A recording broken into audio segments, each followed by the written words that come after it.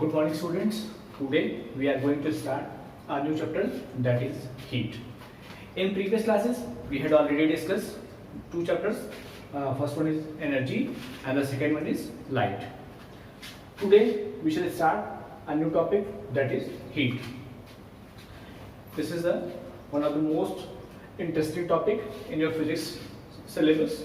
So we shall start with the basics of heat, and one by one we'll discuss all the things related with heat. Okay. So first of all, it is very important to understand what is heat. Form of energy which results in the sensation of hotness or coldness. Heat is a form of energy. I had discussed too much about heat energy in chapter energy, because we had discussed about the solar energy and different sources of heat energy. So you should know one thing: heat is a type of energy by which we can feel hotness or coldness. Okay. So there are two things. First one is heat and second one is temperature. So don't be confused in both heat and temperature. Temperature is a degree of hotness and coldness. We cannot measure this body has this much heat, this body has this much heat. Only we can say this body is hot and this body is cold. Okay. But by measuring the temperature, we can tell the intensity of that body. Means in form of magnitude, we can tell this body have this temperature, means 3 degrees Celsius, 4 degrees Celsius. This body have minus temperature. So this is the difference between heat and temperature. So the basic meaning of it: heat is a form of energy which results in the sensation of hotness and coldness. It tells us about the hotness or coldness of a body. Okay. What are the main sources of heat? What are the main sources of heat on this earth? The main sources of heat on this earth: sun, fire, electricity. These are the main sources of heat on this earth. Okay. Sun is one of the most important and major source of heat energy and light energy on this earth. And fire is also source of heat as well. In terms of electricity, by using electricity we can produce heat by the different devices like heater, warmer. These are the different devices by which we can produce heat. Okay. So the next thing is temperature. After the heat, you should know what is temperature. Temperature is a degree of hotness and coldness. By this we can tell degree of hotness and coldness of a body. Okay. There are different units of heat and temperature which we will discuss afterwards. Okay. But you should know heat is a form of energy which results in the sensation of hotness and coldness, and temperature degree of hotness and coldness. We can measure this heat, the unit of heat, calorie and joule. Unit of heat is calorie and joule. Unit of heat means we can measure heat in this unit, in these units: 4 calorie, 5 calorie, 10 joule, 20 joule, 50 joule. This is the unit of heat. There are few conversions related with this heat unit. 1 calorie is equal to 4.2. Approximately it is written 4186 joule, but we can write 4.2 joule. Okay. 1 kilocalorie is equal to 4.2 into 1000. So 4200 joule. 1 kilocalorie. So multiply by 1000. You can convert kilocalorie in calorie. Okay. Next, if we have to convert this, we know that 1 calorie is equal to 4.2 joule. 1 calorie is equal to 4.2 joule. But if we have to convert this 1 joule in calorie, then how can we convert? 1 joule is equal to 1 upon 4.2 calorie. So 1 joule is equal to 0.24, approx 0.24 Kelvin. 1 joule is equal to 0.24 Kelvin. 1 calorie is equal to 4.2 joule, and if we have to convert 1 joule in calorie, so 1 joule is equal to 0.24 calorie. So these are the important conversions related with this calorie and joule. So we had discussed heat, unit of heat, and temperature. Now unit of temperature. Unit of temperature are degree Celsius, Kelvin, Fahrenheit, and Rankine, capital R.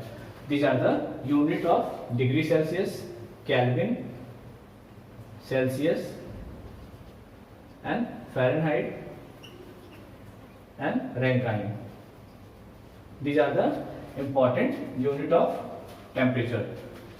Once again, degree Celsius, degree Fahrenheit, Kelvin, and Rankine. These are the important units for the measurement of temperature. Okay, so there is one very important and basic formula for conversion of temperature from degree Celsius to Kelvin, Kelvin to, so please write down this. C by 5 is equal to F minus 32 upon 9, K minus 273 upon 5 is equal to R by 4. So this is a very important and basic formula to convert temperature from one unit to another. C by 5, this is degree Celsius, this is degree Fahrenheit, Kelvin, and Rankine. Please remember at least these three conversions. It is not too much important, but you should know R by 4, what is R, and R is the Rankine, and R by 4 is the formula. So C by 5, F minus 32 upon 9, K minus 273 upon 5, R by 4. This is the temperature conversion formula. Please keep this formula in your mind. Afterwards, we will discuss about the numerical related with this formula, and we have so many numerical problems on this formula. So please just revise it. Don't be confused about this. Okay. Afterwards, when I will discuss, you will easily learn this. Okay. So the temperature, unit of temperature, and what are the different conversion formula of temperature. Now, one very basic and important thing: transfer of heat. Transfer of heat always from hot body to cold body. If anyone asks from you, is it possible transfer of heat? Yes, it is possible to transfer of heat, but always from hot body to cold body. You should know it is a rule of any process. If anything we have access, then only we can give that particular thing to anyone. Okay. If we have excess amount, then only we can give to anyone. So in the same way, if we have excess heat, then only we can give to anyone. So transfer of heat always from hot body to cold body, or higher temperature to lower temperature.